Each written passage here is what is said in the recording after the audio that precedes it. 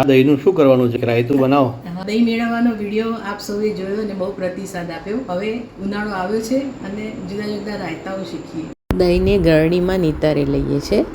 ઝીણા કાપેલા મરચાં, ઘણી બધી કોથમીર, દાડમ મોટા બોલમાં ટ્રાન્સફર કર્યું છે મેં, દ્રાક્ષ, જીરા પાવડર, પિંચ જેટલો ફુદીના પાવડર, કારણ કે આ ડ્રાય હોય છે એટલે ઘણા બધા ફુદીનાના પાનનો હોય છે. તમે ફ્રેશ પણ ફુદીનાના પાન નાખી શકો છો. ટાટા મીઠું, સિંધો મીઠું ને બ્લેક સોલ્ટ મેં મિક્સ કરેલું છે એ ઉમેરીએ છીએ. ઉપવાસમાં ખાવું હોય તો તમારે એકલું સિંધું ઉમેરવાનું. થોડી દળેલી ખાંડ ઓપ્શનલ છે, મિક્સ કરી લઈએ છીએ. બાઉલમાં મેં લઈ લીધું છે અને પુદીનાના પાનથી ગાર્નિશ કરીએ છીએ. રાયતાને ઠંડુ કરીને ખાશો તો ખૂબ સરસ લાગશે. પણ ન ભાવતું હોય તો રૂમ ટેમ્પરેચરમાં પણ મૂકીને ખાઈ શકો છો. સરસ મજાનું આ રાયતું તૈયાર છે.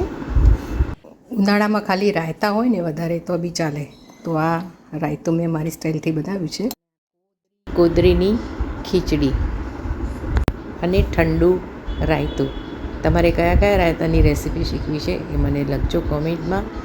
બિગનર્સ માટેની રેસીપી છે, ઘણા બધા બનાવતા જ હશે. વિડીયો ક્યાંથી જોઈ રહ્યા છો એ ચોક્કસ લખજો. Thank you for watching. Enjoy.